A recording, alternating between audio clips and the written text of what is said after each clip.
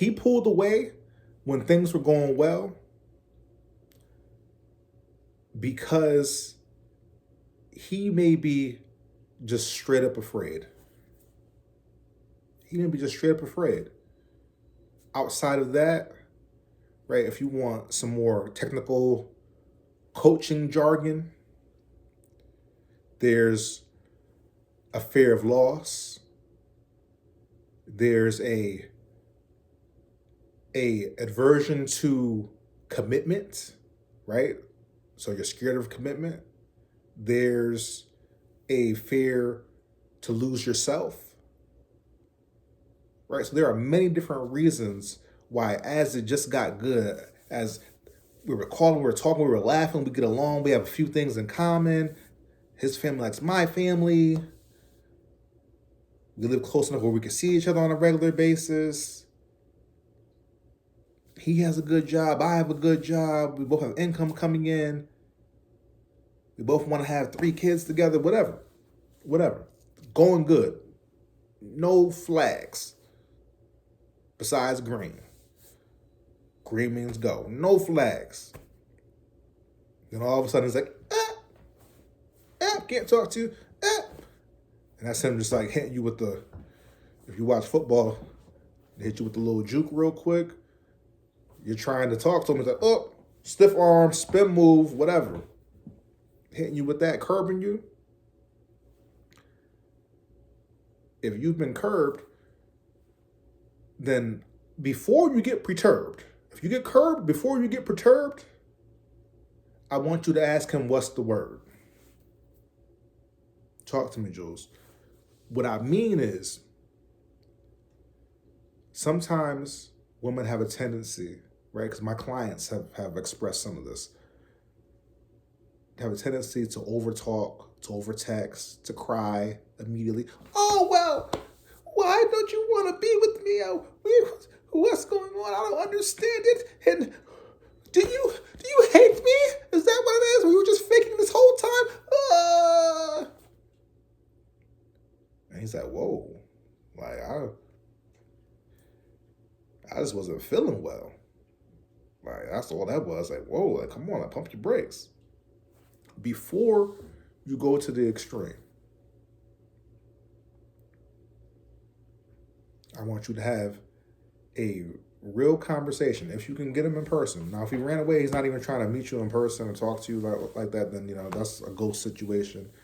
And he ghosted you because there was something that he truly didn't want to deal with, and or he was looking to get in your pants and you weren't having it, and so he found somebody else. And so, I mean, we can get into ghosting. I think I might have done a video recently on ghosting.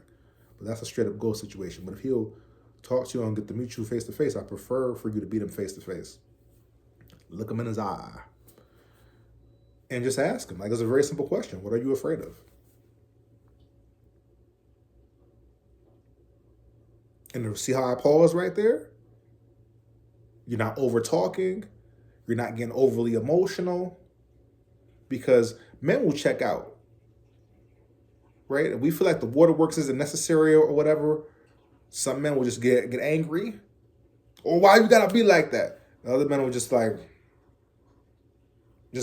be put off by it and not want to do it. They'll shut down. They'll start thinking about the game. Start thinking about the shoes they gotta buy. They'll say, I gotta get a shape up by Friday. And then come back, like, well, what you told me? That, well, you're not even paying attention to me. No, they checked out because they feel like that all of that emotion wasn't really necessary.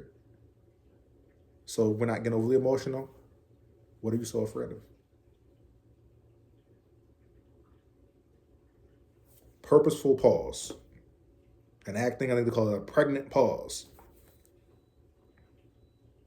You pause and let him speak. Let him explain.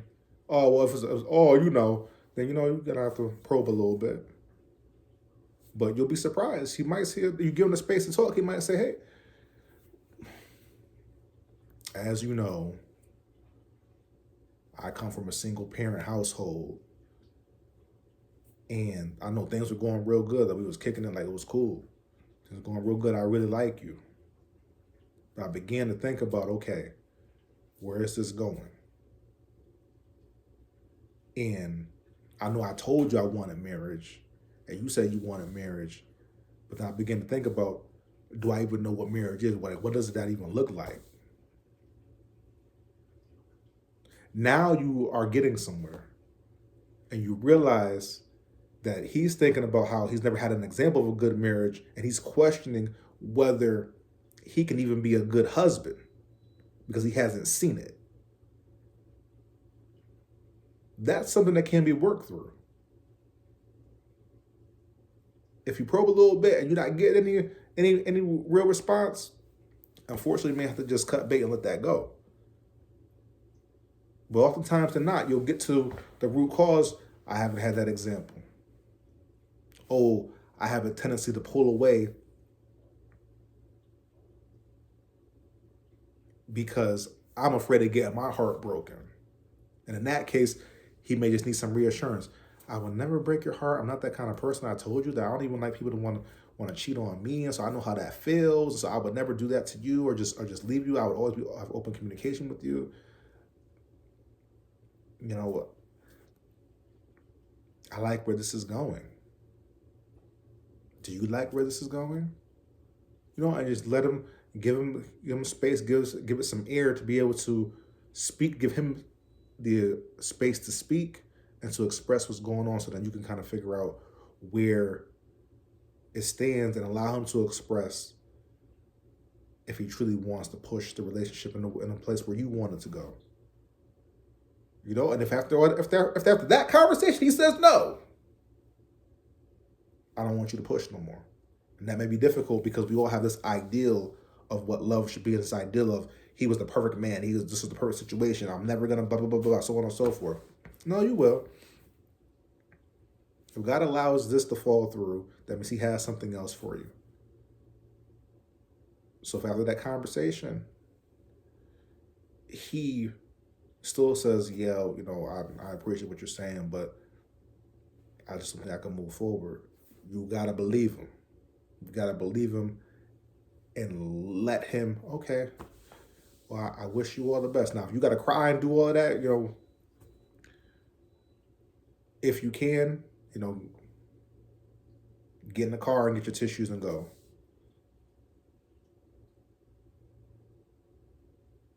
You know, it would be, if you can, you know, sometimes we can't hide our emotions. You know, hop in the car and do what you got to do. But if you do shed a tear or whatever, then it's like, okay, well, you know, I wish you all the best. This really hurts me. I wish you all the best. Because you also don't want him to want to stay with you because he feels sorry for you.